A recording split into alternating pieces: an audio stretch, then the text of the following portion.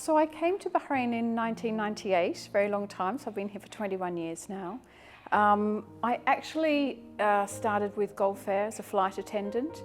I remember seeing an ad in the newspaper for flight attendants with Gulf Air in Bahrain. I had no idea where Bahrain was at that point. Nobody had smartphones then. We didn't have a computer at home. I actually went to the local library and I looked at an atlas and I found Bahrain on a map because I'd never even heard of it. And went for the job interview, obviously got it. I flew for about 5.5 years with Gulf Air. Then I worked in the first class lounge for 2 years. And then I decided that I really just needed a bit of a change.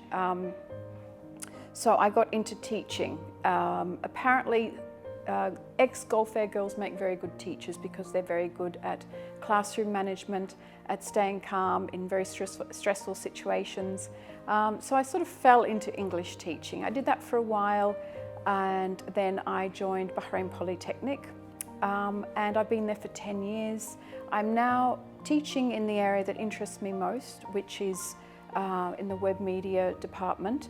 So I teach advanced design for the web now, and which my major at university was art history, so it's very relevant. And I also teach e-marketing, learning about social media and things like that.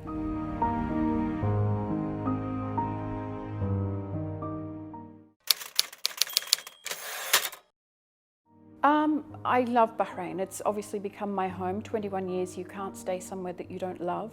I love that it's small and manageable. I've got an amazing network of friends here, and I love that the lifestyle is a lot simpler than a lot of, say, living in a big city or something like that. Commuting time is less. Everything really is quite close to each other, and you can really make Bahrain what you want of it.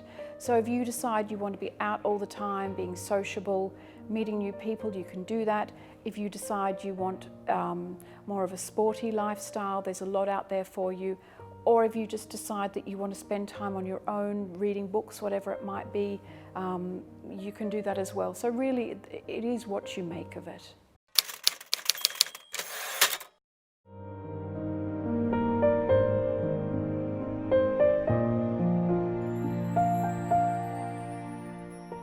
So I've obviously visited quite a few different places in Bahrain. I think the places that stand out, that are steeped in history, are some of the areas in Maharik, the Cafe Saffron, which has the floor, the excavated floor, the little back streets that sort of wind you around between the beautiful old houses. I have been to the Tree of Life. I took my father there many years ago. We couldn't really find it at first because there were lots of trees that looked like they might have been the Tree of Life. So we drove around and around, and then finally we found the Tree of Life. So that was a good thing. I've been to most of the places around here. I've also been gotten lost in a lot of back streets, a lot of villages as well, and that's always quite fun. People are always very friendly. If you get lost, it's absolutely fine. So lots of lovely places and really old places to explore in Bahrain.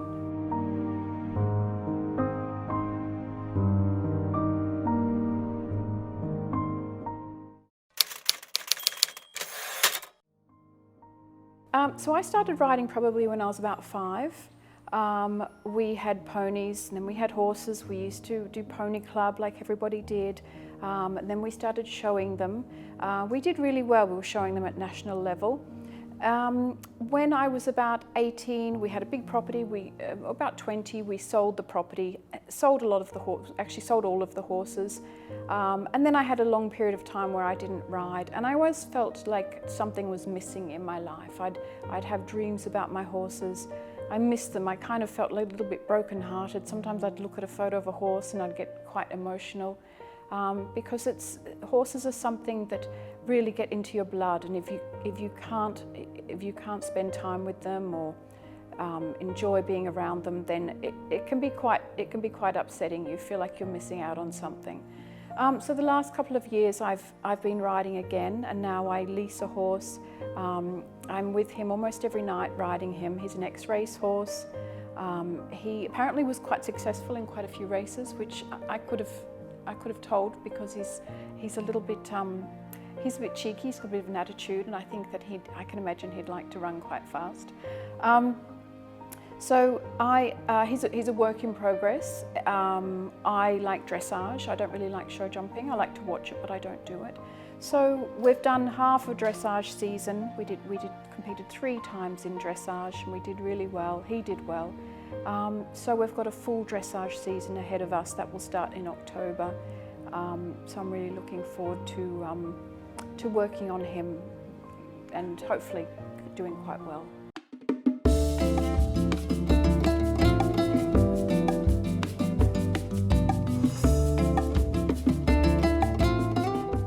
I'm from Melbourne, Australia, but I spent most of my childhood living in an area called the Yarra Valley. It's a semi-rural area. It's really beautiful, and they have a lot of horses there. So we had horses as well. We had about 10 horses, so obviously I was very busy. I'd race home from school, muck out the stable, ride as many horses as I could, and on the weekends we'd be driving around, actually all around the country, competing in different shows. The horse scene in Bahrain is quite different. You don't have showing here, you have dressage. I think most people though like show jumping and actually Western riding. So it's quite a different scene.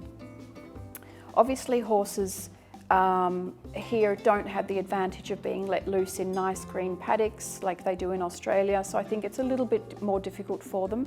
Possibly can be a little bit stressful. They tend to be sort of, in smaller enclosures a lot of the time, which is a bit difficult. So you do see a lot of people out walking their horses, just hand leading their horses around the streets, just to give them some exercise. So the horses are really really well looked after here, which is really nice to see. And I think it was important to me to find a stable as well where the horses were really well looked after. That was kind of my number one priority, because they, you need to be responsible. It's a lot of work, and it's important to look after them well.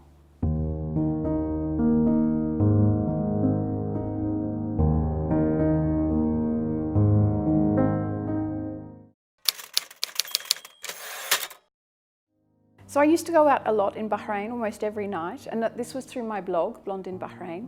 I was invited to a lot of, to the opening of shops and launches of restaurants and things like that. I got married a few years ago, so I sort of really changed my lifestyle a little bit, became a bit more private. I don't go out as much. When we do go, often we go just to a local expat club or something like that. So my lifestyle has changed a little bit. I've still got some really lovely friends from blogging and outside of blogging as well I spend time with. And I recently had a birthday, and all of my family came across from Australia, so we had a big party and just had a really nice time together.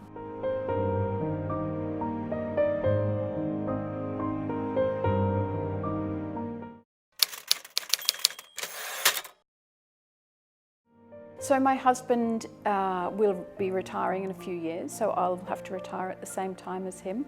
We're not exactly sure where we're going to go at this point for retirement. We could go back to Australia. We might even stay in Bahrain for a bit longer. It's been great to us, and we still love it here. So I'll be obviously at my work, inshallah, until at the Bahrain Polytechnic until then. And in the meantime, just trying to enjoy every last minute and stay healthy and happy, and make the most of our life in Bahrain.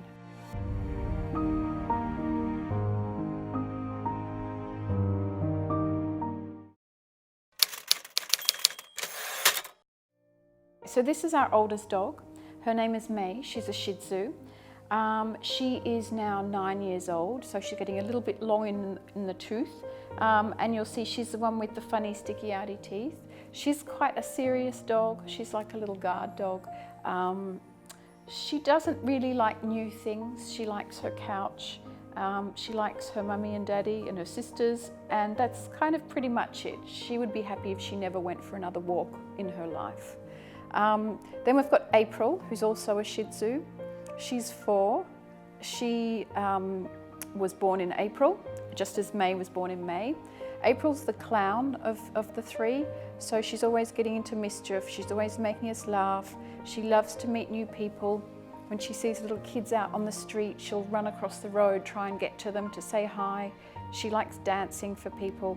She's, if she was a person, she'd be like the person you'd most want at a party. She's really, really lots of fun, this one. Very easygoing. And then we've got Juno. So she's the newest member of the family. She's half Saluki. We think she's about 3. She's quite young.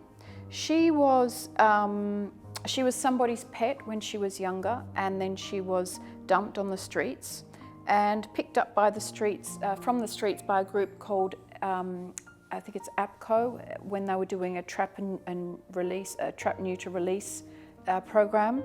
So we've had her for about 3 months now. She's still got some issues. She's very scared of people.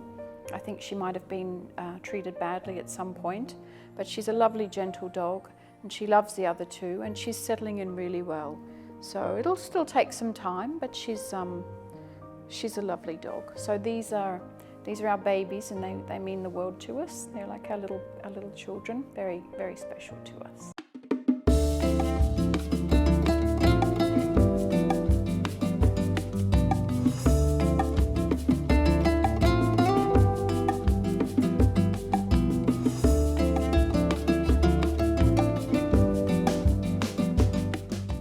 So I've got some photos here. This one was of my grandmother and grandfather. So he was a pilot, a fighter pilot in World War II, and he actually was killed and never got to meet my mother. So my mother was 2 when he died. So my grandmother was a very young widow, and then she remarried.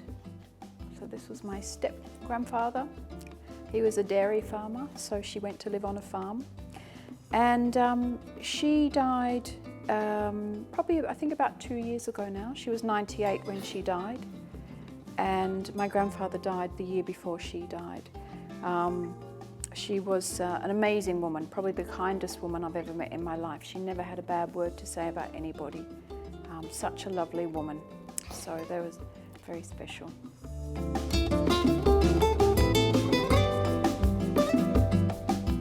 So I'll show you a few more photos that I've got up here. So I've got a collage here. This was from my younger sister's wedding. She was married a couple of years ago. This is my father walking my sister down the aisle, and they actually got married on their property. They've got a big property in the Yarra Valley, and this was the celebrant with the mountains in the background. Here we've got some pictures. This is my husband and I, our wedding breakfast, so there with our family. Picture of me here with my older sister and my lovely husband.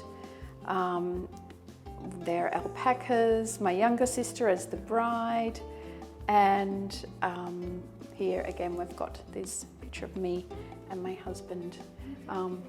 So a lovely week of celebrations, family celebrations for all of it.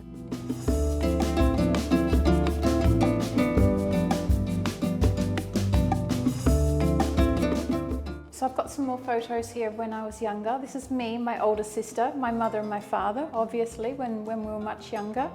My father was actually a really good footballer. He played in 2nd Division football, Australian rules football, and lots of happy times when we were younger.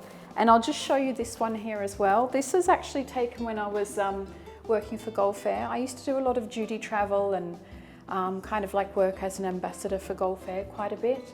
So there was one campaign they did, it was really nice, and they basically have written across my face, welcome, and I think it was in something like 72 languages, because at that point they flew to 72 different cities or something like that, and it was made into a billboard and different things, so lots of nice memories as well from working with Gulf Air.